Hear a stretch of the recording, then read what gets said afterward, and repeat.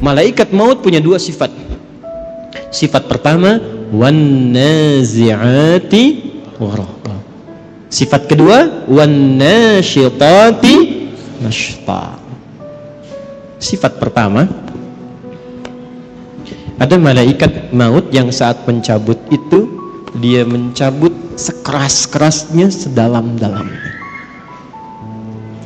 Gini, ini ada duri agak panjang masuk ke dalam tubuh, dalam daging.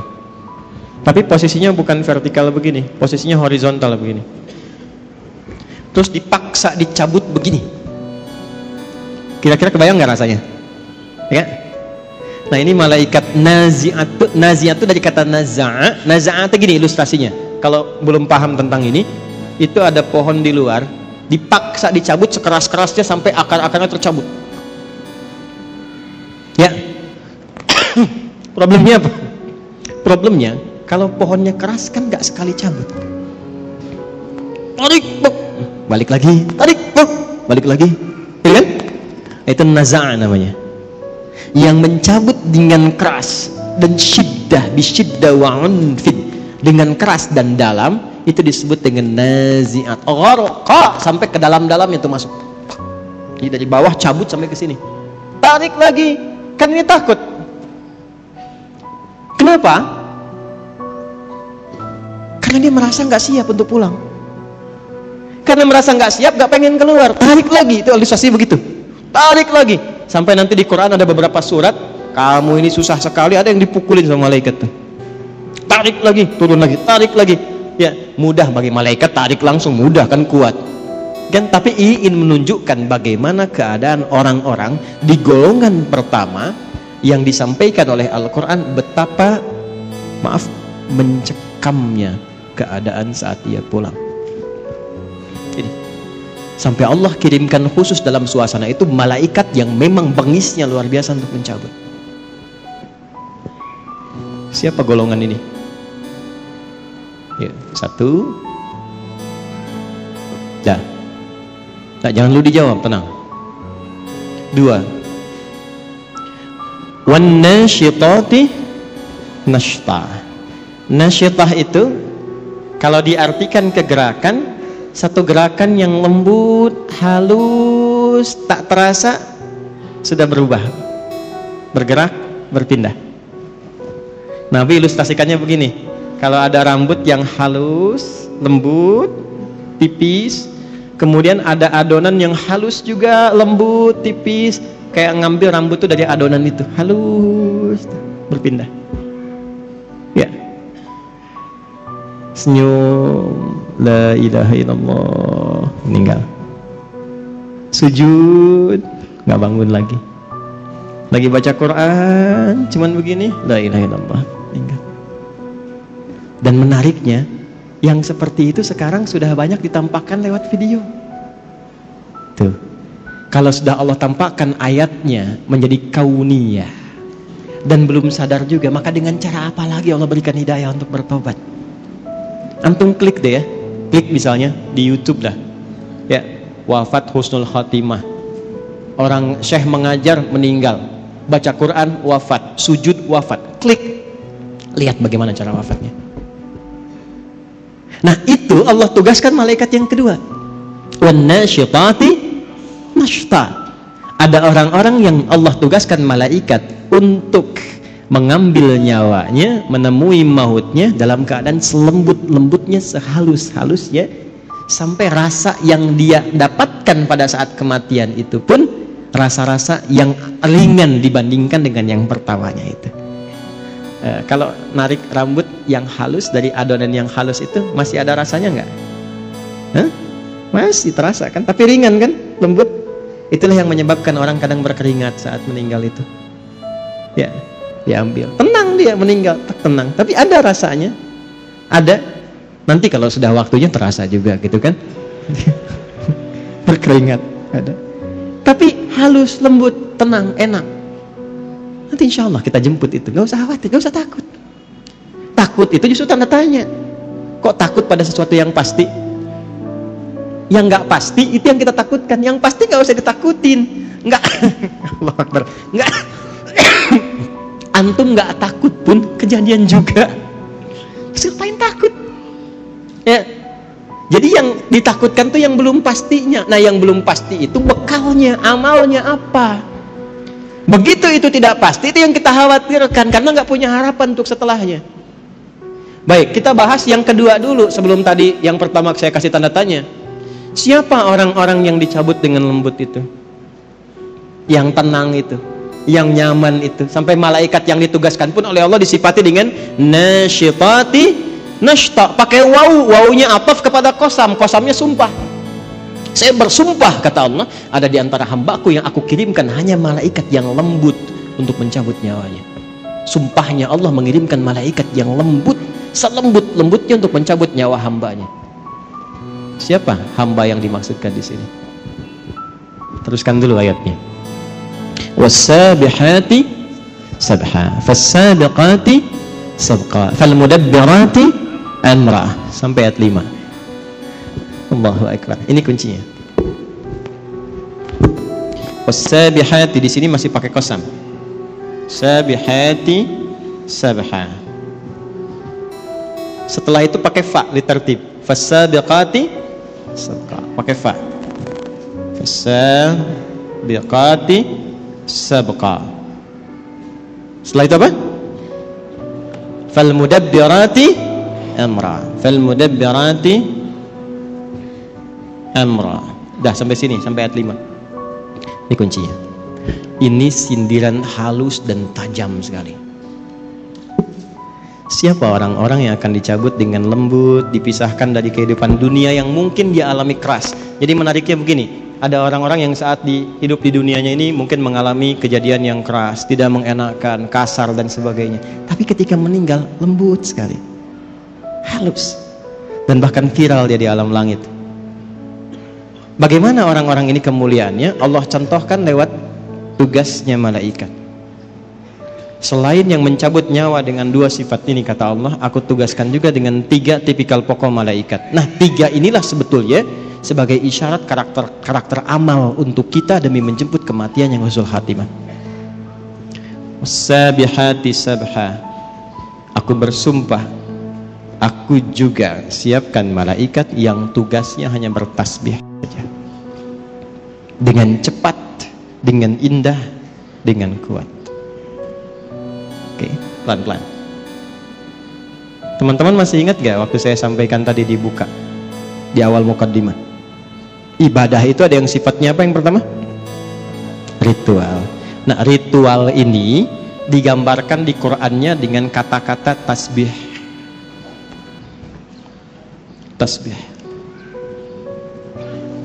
Ibadah dalam bentuk ritual itu digambarkan di Al-Qur'annya dalam bentuk apa? Tasbih. Nah, menariknya apa? Semua alam ini diciptakan oleh Allah itu untuk bertasbih. Buka Quran surah 17 ayat ke-44. Quran surah 17 Al-Isra ayat 44. Dan tempatnya pun di surah ke-17 Al-Isra. 17 rakaat. Peristiwa Isra. Isra kan peristiwa yang didapatkan dari Isra dan Mi'raj itu kan salat kan? Nah, salat itu teman-teman sekalian itu gambaran tasbih untuk kita. Malaikat juga bertasbih. Tusabbihu lahu as-samawati as-sab'u wal ardu wa man fihin. Ada? Hah?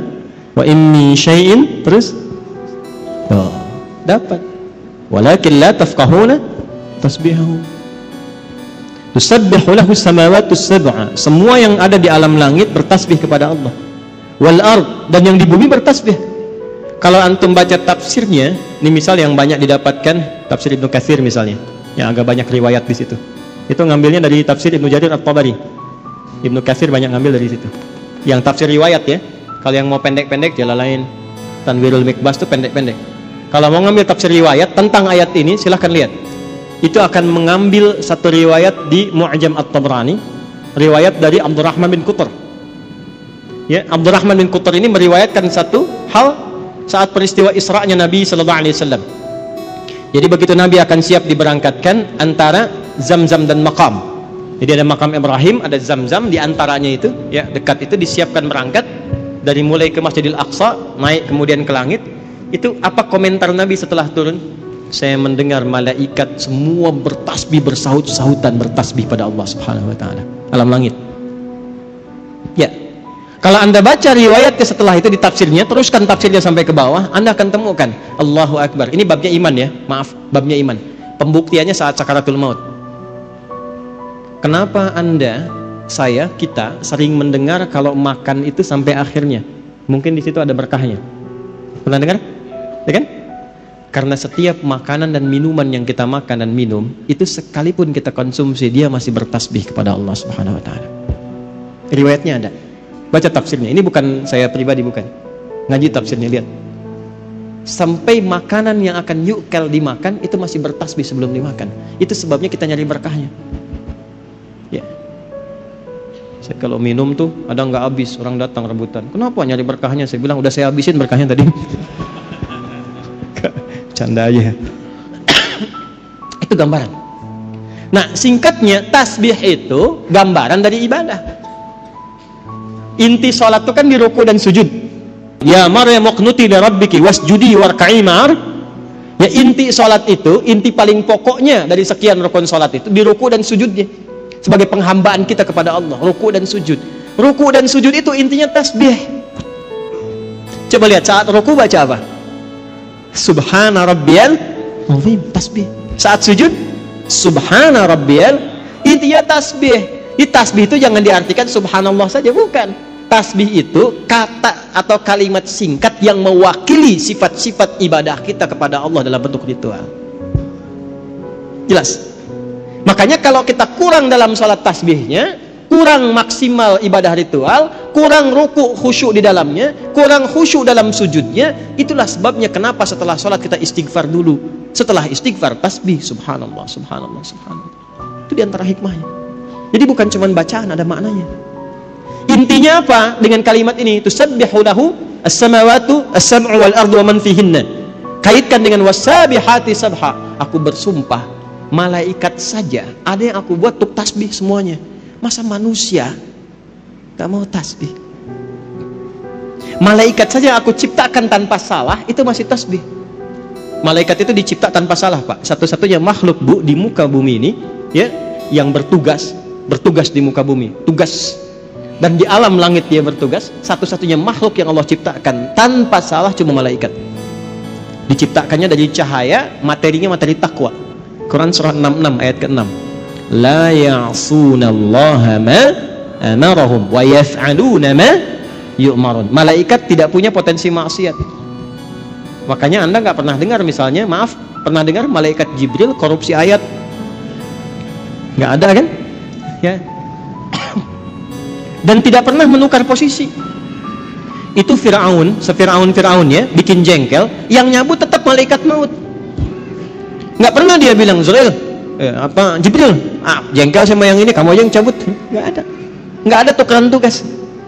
Jadi Anda bisa bayangkan nggak, satu makhluk yang nggak punya potensi salah, tupoksinya jelas, itu masih bertasbih sempurna kepada Allah.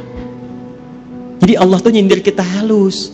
Kamu ini manusia, aku berikan fasilitas, kenyamanan, kedamaian, ketentraman. Aku siapkan pedomannya. Ini yang nyaman, ini yang tenang. Hindari maksiat, ini resikonya.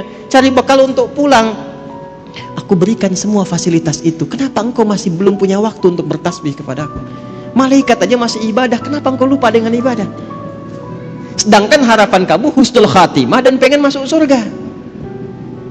Jadi kalau kita konversi ke ayat ini tentang pedoman hidup kita, kalau ingin didapatkan malaikatnya nasyitati nashta, maka jaga ibadah dan hubungan kita dengan Allah selama hidup. Salat fardu berapa kali dalam sehari? 5 waktu. Berapa rakaat? Jaga itu. Jaga. Setelah itu sunnahnya tingkatkan, rawatibnya, duhanya, tahajudnya. Itu ada maknanya semua. Kan kita latihan tumaninah, latihan tenang. Di antara dampak terbesarnya apa? Ini persiapan pulang. Orang yang punya hubungan baik dengan Allah, Allah perintahkan, dia punya hubungan baik dengan saya, cabut yang lembut, cabut yang halus. Yang diperintahkan cuma malaikat yang paling halus karena punya hubungan baik dengan Allah. Anda punya hubungan baik dengan pimpinan, mau berkunjung ke rumahnya, akses dibuka, kue keluar, kata-kata baik keluar. Anda nggak punya hubungan baik, kasar, jadi musuh, terus berharap pengen diterima dengan baik, susah. Satu. Jadi secara cepat, kalau diinginkan husnul khatimah, mendapatkan malaikat yang lembut dalam sakaratul maut dan surga yang terbaik, pertama, wassabihati sabha, teladani malaikat dalam rangka beribadah kepada Allah Subhanahu wa ta'ala. Jangan tinggalkan ibadah ritual kalau masih yakin, masih beriman. Makanya kalimat sholat itu dibuka dengan iman. Kalimat sholat pertama Al-Baqarah ayat 3, alladzina yu'minuna bil ghaibi wa yuqimunas, dan disebut dengan kalimat iman. Satu-satunya ibadah yang disebut dengan iman cuma sholat di Quran. Itu di Al-Baqarah ayat 143, wa ma kana Allahu liyudhi'a imanakum. Yuk, sholat ya. Jadi kalau dulu kan, kenapa sholat? Supaya bahagia, hayya 'alal falah. Kenapa sholat? Supaya tenang. Ya kan? Kenapa sholat? Bukti mengabdi kepada Allah. Sekarang jawabannya setelah mengaji ini berubah. Kenapa sholat? Supaya husnul khatimah saat wafat. Malaikat malu kalau keras-keras nyebutnya ahli sholat, ahli la ilaha illallah. Nabi aja bilang, man qala fi akhiri hayati wa kama qala la ilaha illallah dakhalal jannah. Siapa yang bisa mengucapkan la ilaha illallah di akhir hidupnya, terjamin surga untuknya. Tapi itu kalimat nggak bisa diapalin. La ilaha illallah, la ilaha illallah, la ilaha illallah, la ilaha illallah. Tapi sholat enggak. Nggak bisa keluar, nggak bisa. Nggak bisa. Susah. Nalkinnya pun susah. Nggak mudah. Siapkan dari sekarang. Ya, malaikat malu lah. Anda dekat dengan pimpinan. Ini antum ya, dekat dengan pimpinan nih. Taruhlah Anda misalnya, ya nggak usah contoh yang aneh-aneh lah ya. Di kantor dengan pimpinan tuh, keluarganya bos masuk kantor, ya kan? Tiba kemudian misalnya, maaf nih, ada aturan mesti lepas sepatu. Kira-kira security-nya kasar atau lembut kepada antum tuh? Sedangkan sepatu antum kotor, pas mesti dilepas. Kira-kira saat diminta untuk dilepas itu dia akan lembut atau kasar menyampaikannya? Pasti lembut karena antum dekat dengan pimpinan, keluarganya. Antum bukan siapa-siapa, sekantor nggak ada yang kenal, orang asing nggak jelas, pakaian juga nggak jelas, datang ke situ kotor semua, terus maksa pengen masuk. Kira-kira security bagaimana? Kencang, Insya Allah kencang. Antum sholat dekat dengan Allah, la ilaha illallah tiap hari, ibadahnya luar biasa. Masa malaikat mau kencang-kencang nyebut nyawa antum? Umar bin Khattab, kenal? Aduh, udah mulai aneh nih ya. Ini kalau kita ngaji kitab-kitab hadis tuh dalam bab riwayat enak ngajinya. Optimis kita menjemput kematian, nggak takut dengan alam kubur. Dan ini ada yang mengatakan asbabnya malaikat maut tuh salah satunya jadi sedikit malaikat mungkar nakir agak sedikit humble itu gara-gara persoalan Umar.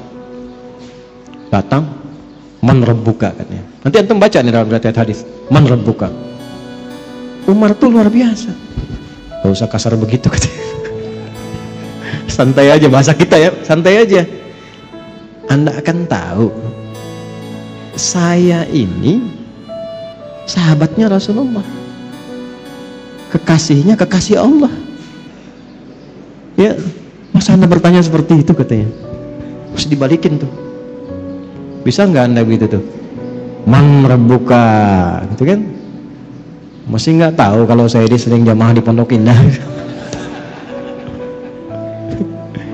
Enggak, ini cuma gambaran saja. Kadang-kadang ulama-ulama itu kalau mau guyon itu ngambil-ngambil tuh seperti itu. Tapi memang teks-teks yang kita dapatkan itu yang Allah berikan kelembutan dalam setiap alam. Nyebutnya lembut, logikanya begitu. Masa yang dekat dengan Allah rajin sholat yang dikirim malaikat kasar, kan nggak mungkin.